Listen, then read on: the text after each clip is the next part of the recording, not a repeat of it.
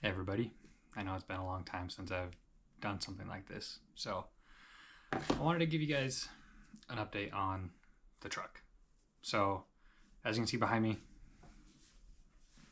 truck's in pieces again. The last time the truck was on the channel was September 2021. So, as you can see, a lot's changed. Last time the truck was here it was running. I was driving it. So, I wanted to kind of go through that with you guys. See what's happened the last 4 years. So let's get into it. The last one, like I said, September 2021. It is now January of 26. So it's been quite a while. Lots happened. So I wanted to kind of run through that with you guys. So shortly after that video, I was driving that truck every day. That was the one that got me to work most of the time. So I ended up moving closer to family and my girlfriend. So I was driving that truck for a little bit. No issues, having fun with it. I was driving it every day to work. Ended up wanting to move though.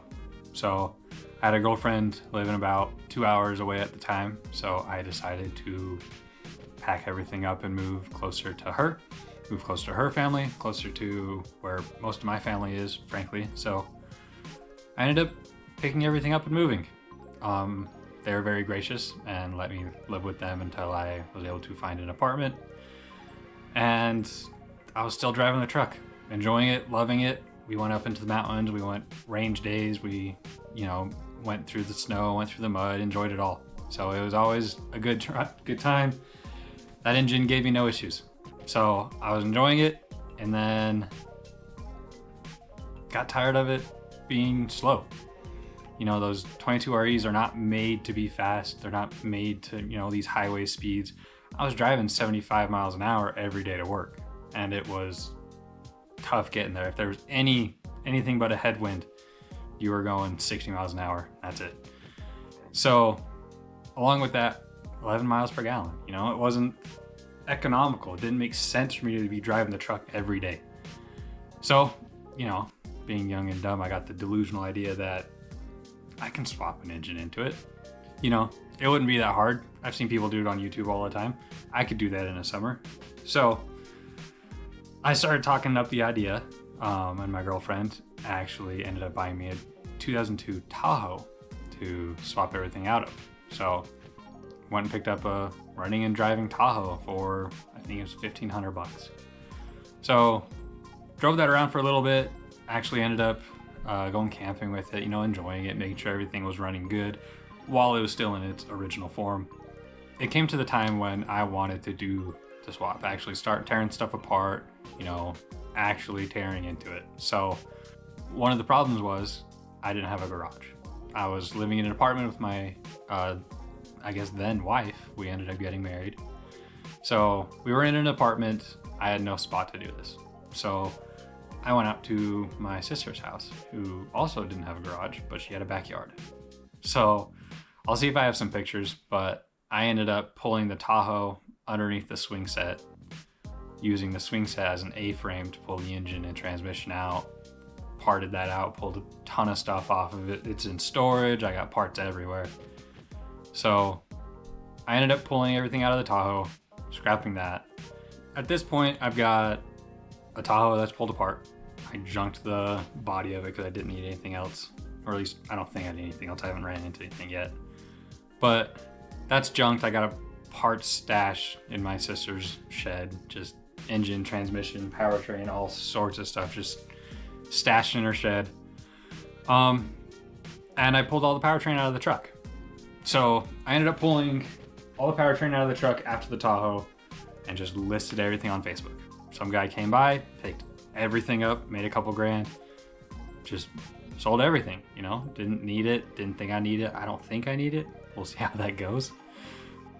At this point in life, I was freshly married,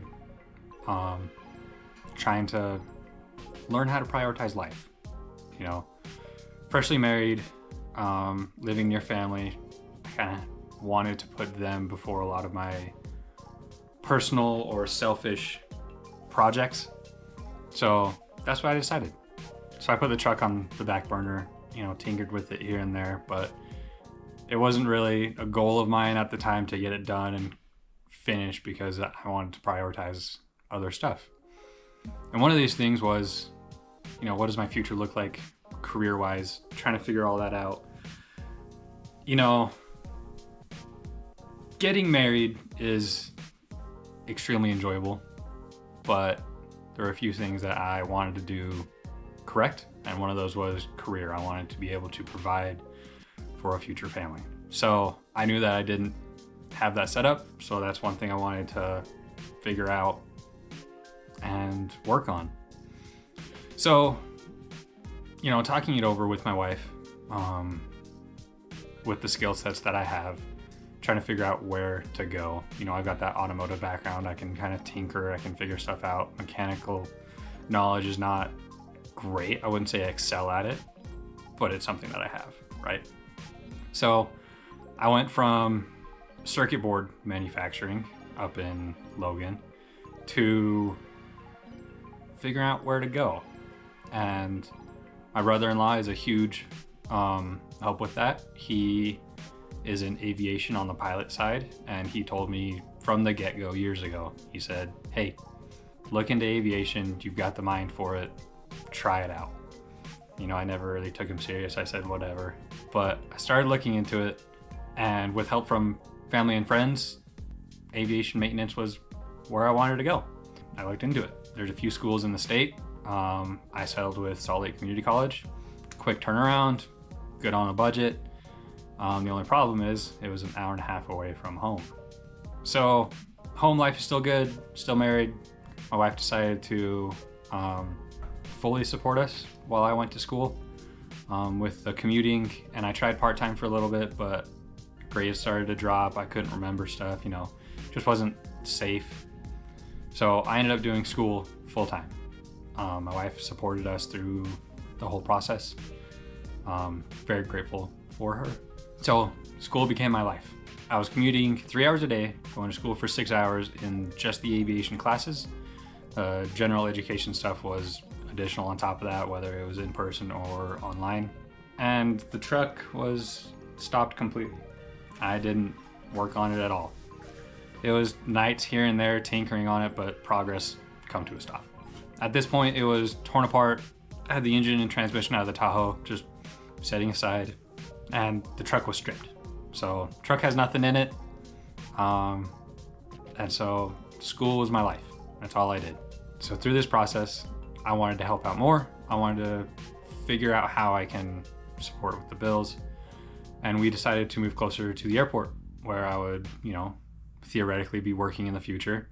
But it's also where the campus was. So to facilitate that, we decided to move closer.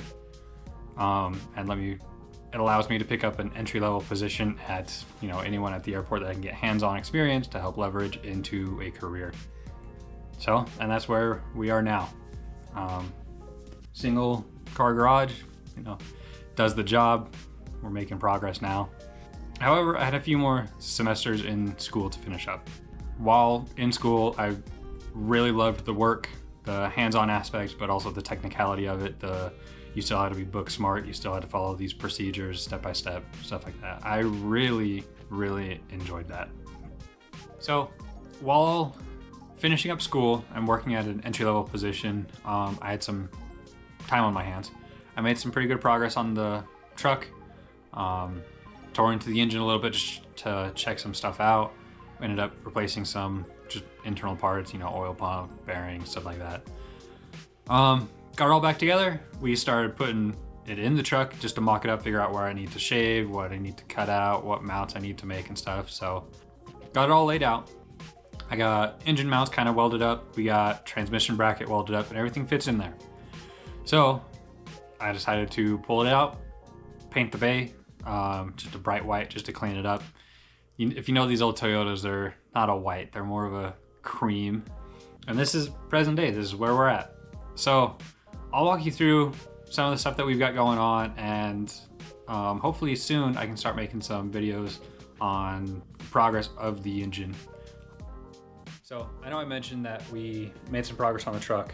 We're gonna backpedal a little bit, and I wanted to kind of go in depth on that for you. So here's the truck. Engine bay is painted bright white. I just wanted to clean it up a little bit. If you know these Toyotas, they're kind of a cream color instead of white. So I wanted to paint it white just to get everything to brighten up a little bit. We've got mounts in there. I don't know if you can see those. Just basic, just eye loop mounts. 4L60 out of the Tahoe, 5.3 out of the Tahoe. So the reason that we're backpedaling a little bit, I've got a couple sets of heads here.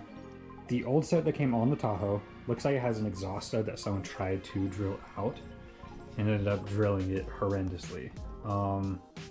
And so there's no, I couldn't save that. I tried a little bit, but I found a guy selling these 243 heads with heavier springs in them and a stage 2 cam. So I got a box back in the bed of the truck that's got cam, lifters, push rods, heads, and springs.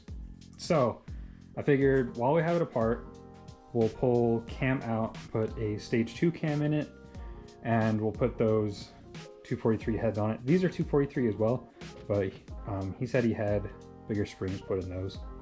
So that's what we'll end up doing. And then once we get it back together, we can put it in for hopefully final assembly, because everything should be spaced out right, everything's clearanced, cut, and mounts are welded.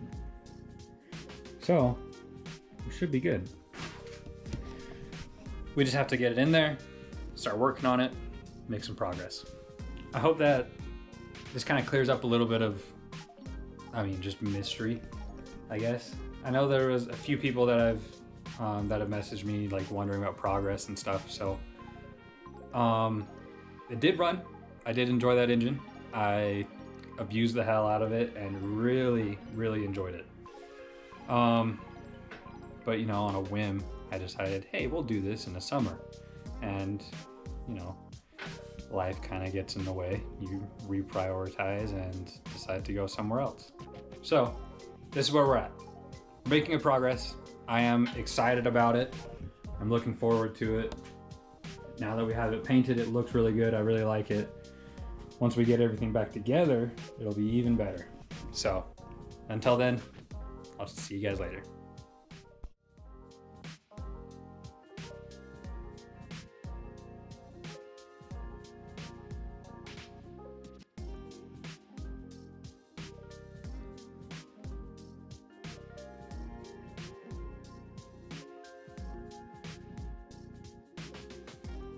Through the persistence of the professors, I began participating in competitions within the school for many of the hands-on skills that the AMTs require. And that led me to participating in the regional competition for aviation maintenance technology.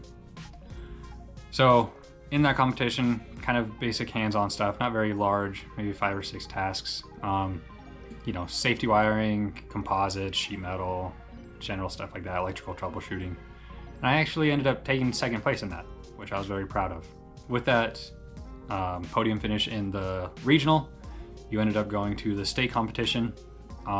Within that, there was myself and 2 others from the state of Utah competing through multiple tasks, very similar to the regional one, where there was troubleshooting, tube bending, bore scope. Ultimately, I finished 1st place in that state competition, winning a gold medal for slick. With the 1st place finish in state, I was then invited to the Skills USA National Leadership and Skills Conference.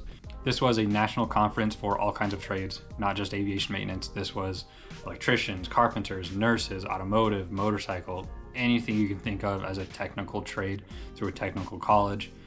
These guys would compete. It was a 7-day trip to Atlanta, Georgia, surrounded by some of the best competitors in their realms. This competition was very eye-opening, meeting a ton of different people from all sorts of different trades that are all very good at what they do. So these guys are all the best in their state, competing for a national competition, for scholarships, for tools of their trade, for job opportunities even. This was a very big conference for a lot of these students, including myself. During my competition, I met many AMTs from Delta, American, from the GA side, from helicopters. Everybody here is scouting who they want to hire next.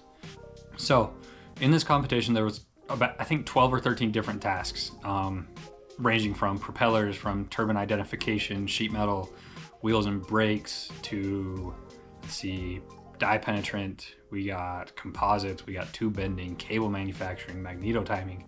We've got tons of different stuff. And you have to complete them all within 8 hours. That was the only rule, was do it safe in 8 hours, no particular order. You just gotta get it done. Just like a normal day at work, you got 8 hours to do your work card. Get it done right. So with me starting on that, I could feel the nerves. I get very nervous at the beginning when I'm not confident in myself, and I felt that. It took a few events before I could calm down, take a couple of deep breaths, relax, and enjoy it. It was truly a great experience. Kind of test myself against other people, see where I line up, see what I can improve on. And at the end of the day, I had completed all my tasks. I knew I'd made mistakes. I could probably rattle them off and tell you exactly where I messed up. I know that. And I told my professor that. I said, there's no way I make it top 3. I don't feel very confident. I messed up on every single one of them in one regard or another. I knew where I messed up. I know I can improve that, but there's no way. These guys are really good. I can't compete with that.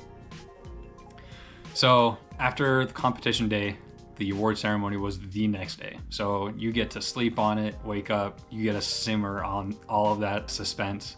All of it just sits. So I went to the award ceremony with no expectations. This was just gonna be a good week-long vacation from work, and I was just gonna, go home, enjoy it, say I went to nationals, whatever. So when they get to the aviation maintenance sector, they just call it the 3 people that made it to the top 3. They don't tell you which position or anything. When they called aviation, they said Idaho, North Carolina, and Utah. So Idaho and Slick, the professors know each other, so they try to always compete a little bit. So it was cool to see me in Idaho go up there. North Carolina was really cool. He was a very great guy. So they usher us backstage and just put us in a line to walk up onto the stage for the award ceremony. And I think I've got a video of it, so I'll just play the video and let you guys find out how that goes. Aviation Maintenance Technology College Post-Secondary, receiving bronze, Nolan Bittners from Idaho.